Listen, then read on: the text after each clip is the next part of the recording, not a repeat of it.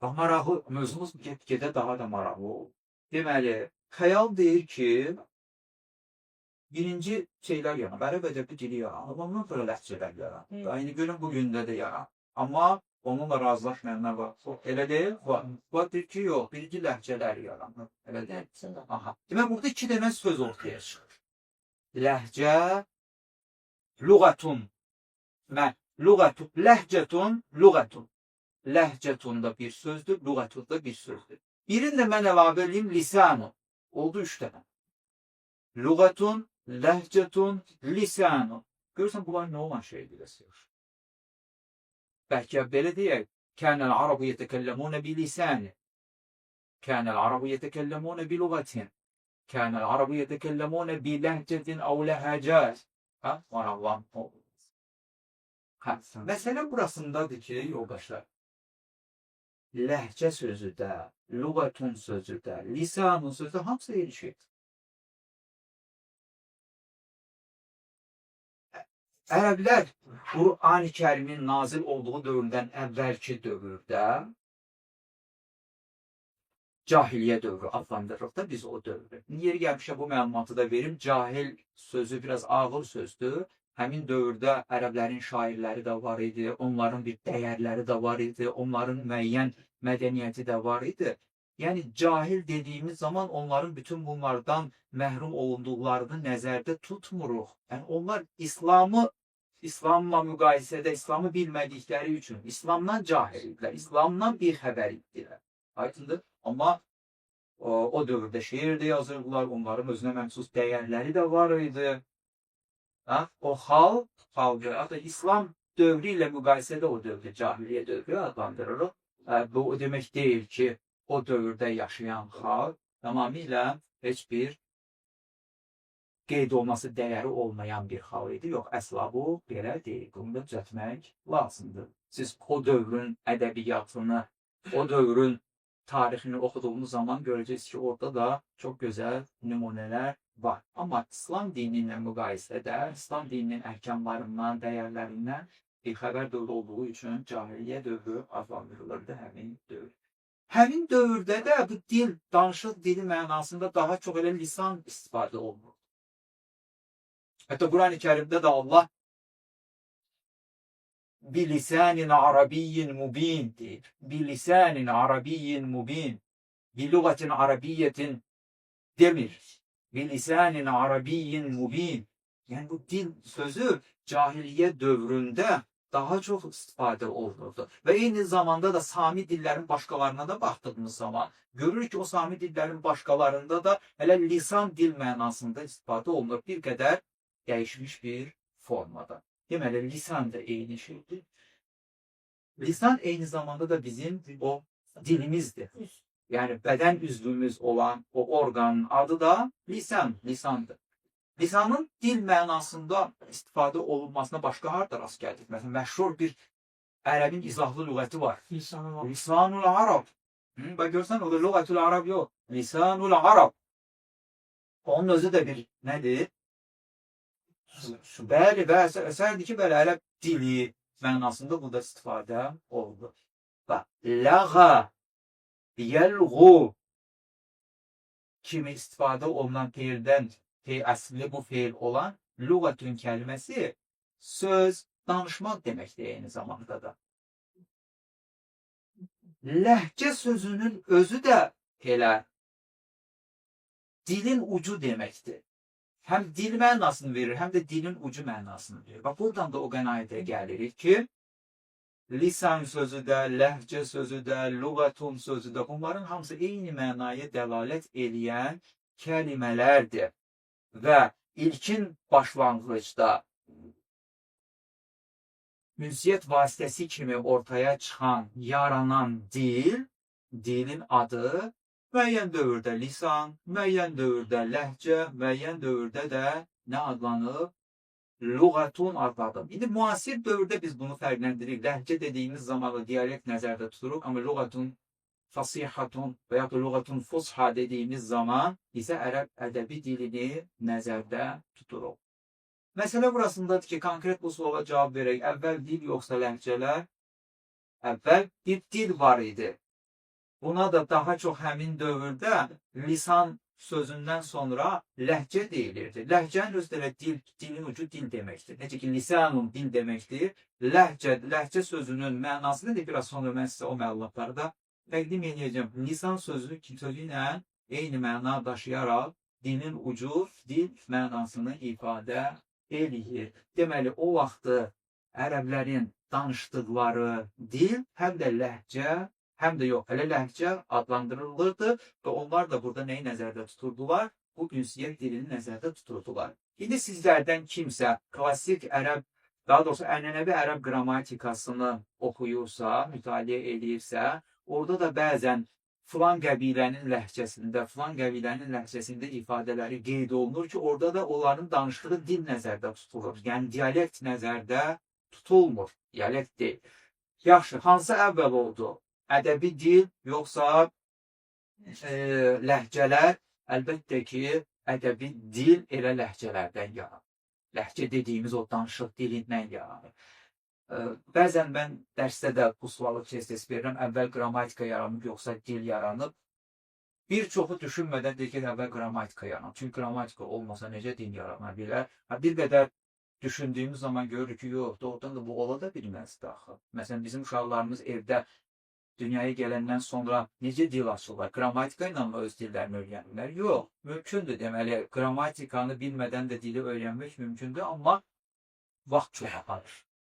Qrammatika ilə dili öyrənmək yeri gəlmişkən, özünüz də bunu bir düşünün, sınayın, daha az vaxt aparır. Neysə, mövzumuz uzanmasın. Bu da belə bir məsələdir. İlk dəfə sual verəndə, insan bu sualla ilk dəfə rastlaşanda o saat ağlına gəlir ki, ədəbi dil daha samballı bir şeydir. Yəni, o birinci yaranmış ola bilər. Ləhcə biraz zəifdir də. Ondan süzülüb ləhcələr yarana bilər. Yox, əslində ərəb ədəbi dilinin əsası məhz o ərəblərlə danışdığı müxtəlif dildir. Deməli, beləliklə, lil-ərəbi kânət ləhəcədun muxtəlifətun və mütənəvvi'atun fil asril cahili və kədəlikə fil asril islami aydan.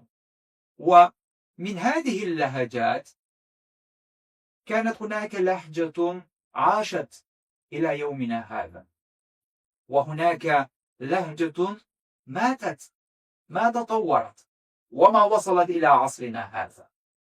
Yəni bu müxtəlif ləhcələrin içərisində də elə ləhcə oldu ki, o daha artıq yaşaya bilmədi, öldü. Amma elə məşhur ləhcələr var idi ki, onlar bugün ərəb ədəbi dilinin formalaşmasında da rol oynadılar. Deməli, ərəblərin İslamdan əvvəldə, cahiliyyə dövründə də danışdıqları bir dil var idi. Bu dil ümumişlək bir dil deyil idi, yəni vahid bir dil idi. Müxtəlif qəbilələr, hər qəbilənin özünə məxsus, indiki ifadə ilə desək, ləhcələri var idi. Və bir müddətdən sonra bu ləhcələrin eləsi oldu ki, ümumiyyətlə yaşamadı, tələf oldu, getdi. Eləsi var ki, sonradan ümumişlək ərəb dilinin formalaşmasında mühüm rol oynadı, onun bir tərkib hissəsi oldu. Yaxşı bilir ki, Qureyş ləhcəsi də bu ləhcələrdən biridir. Daha sonra isə Qurani Kərim nazil oldu. Qurani Kərim nazil olanda da bir ləhcə üzərinə nazil oldu. Bu da maraqlı bir sualdır. Axı deyirik, o vaxtda ərəb ədəbi dilindən dili yox idi, o ləhcələr idi.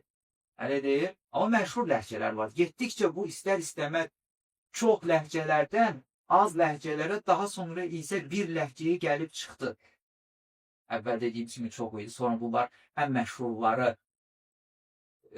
qaldı. Daha sonra isə bugünləri ərəb ədəbi dilində bir ləhcə var. O da ərəb ədəbi dilidir.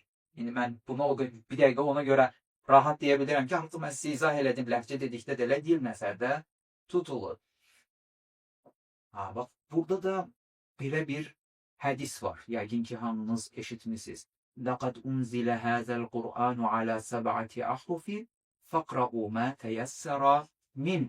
Bu Qurani Kərim 7 hərf üzrə nazil olmuşdur. Onlardan hansı sizə aslən gəlirsə onu da oxuyun. Bax, bu 7 hərfi izah eləyən üləma o qənaətə gəlir ki, burada həm də nə nəzərdə tutur? O ərəb ləhcələri nəzərdə tutur.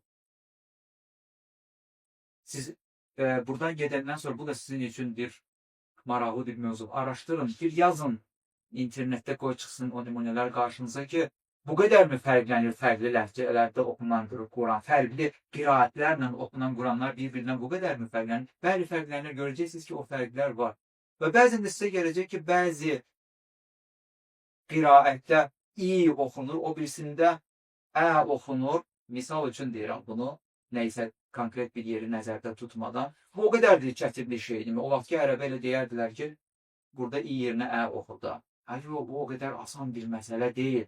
Fikir verir, bizim cənubda, şimalda yaşayan həmvətənlərimizə, onların bəziləri bəzən uzun illər gəlib paytaxtda yaşayırlar, amma o i, onu düzəldə bilmirlər. Nədən? Mən illəzi vada'a ləhəcətil arabiyyətə وعرفنا من جواب هذا السؤال أن اللهجات كانت مختلفة واللغة العربية الفصيحة أو الفصحى تشكلت من تلك اللهجات المختلفة. Buradan da bir qənaətə gəldi ki, təkcə birinci dil, ədəbi dil, sonra ləhcələr yaranmıyor. Məhz elə ləhcələr daha sonra isə bu ləhcələrin bazasında Ərəb ədəbi dili təkmilləşib, formalaşıb. Əl-ləhəcətul arabiyyətu. Həl nəşəətil ləhəcətu fil-lüğətil həl nəşəətul ləhəcəti fil-lüğətil arabiyyəti və zuhuruha kənə əmran qədimən əm hədīsən. Hədə sualun muhimmun aydan. Əl-uxt məqsumə. Mən məqsud bihədə sual? Bir ərəb dili ləhcələri, ərəb dilindəki ləhcələr zafirdə olur. Meydana çıxıb köh, yəni köhdədən, yəni müasir zamandan yayılıb. Bəli, bəli. Məna budur. Yəni bir qədər də redaktor eləsək, yəni ərəb dilindəki ləhcələrin ortaya çıxması, meydana çıxması, yaranması qədim bir problemdirmi, yoxsa müasir bir problemdirmi? Aha, bax bu da vacib sual. Əslində biraz əvvəl biz bu haqda artıq məlumatlarımızı dərinləşdirməyə başladıq. Lətfə xanım deyir ki, müasir problemdir. Hə, Lətfə xanım? Amrun hədithun. Amrun hədithun. Yeganə, səncə necədir qızım? Müasir problemdir, ləhcələr yoxsa qədim? Məncə qədimdən. Hə, biraz əvvəl biz elə bundan danışdıq. Danışdıq ki, ləhcələr elə müasir dövrdə ortaya çıxan bir şey deyil. Elə ləhcələr olub, tarix boyu olub. Daha sonra isə o inkişaf, daha doğrusu hələ ərəb ədəbi dilinin də, ərəb ədəbi dilinin dili də müxtəlif, o məşhur, daha çox kök salmış, daha çox özünü təsdiq eləmiş, varlığını qoruyub saxlaya bilmiş, sınanmış, tanınmış ləhcələrdən o ərəb ədəbi dili yaranmışdır. Amma indi biz fərqləndirəcəyik ki, bu müasir dövrdə bu ləhcə məsələsi, o qədim dövrdəki ləhcə məsələsi ilə eynidir ya eyni deyil, bunların arasında fərq var. Yəni bugünlər deyək ki, ya Əmirlik ləhcəsi, Misir ləhcəsi, İraq ləhcəsi, o vaxtı Qureyş ləhcəsi, Huzeyl ləhcəsi və yaxud da başqa ərəb qəbiləsinin ləhcəsi ilə eyni şey idimi? Onların fərqini də anlamağa çalışacaq. Naam. İdən هل نشأة اللهجات في اللغة العربية وظهورها كان أمرا قديما أم حديثا؟ قلنا هذا أمر قديم ولكن نحن نشاهد اختلاف اللهجات المختلفة في اللغة العربية في عصرنا الحديث أيضا. قبل قليل أشرنا إلى هذا الموضوع. لسان، جمع اللسان ألسن، وكذلك ألسنة مختلفة، ألسن مختلفة، لسان هذا مفرد، وهذه الكلمات هذه المفردات ماذا؟ جمع. لسان العرب أشرنا إلى اسم عنوان هذا الكتاب أيضا، وقلنا هذا كتاب مشهور ويستخدم في اللغة العربية ودائما نحن نعتمد عليه في المسائل الكثيرة. وهذا لسان عربي مبين، وهذا من القرآن الكريم. قبل قليل تحدثنا عن هذا. وقبل قليل أيضا أشرنا إلى كلمة لغة، وهذه الكلمة أصلها من أي فعل؟ لغى، يلغو، لغو.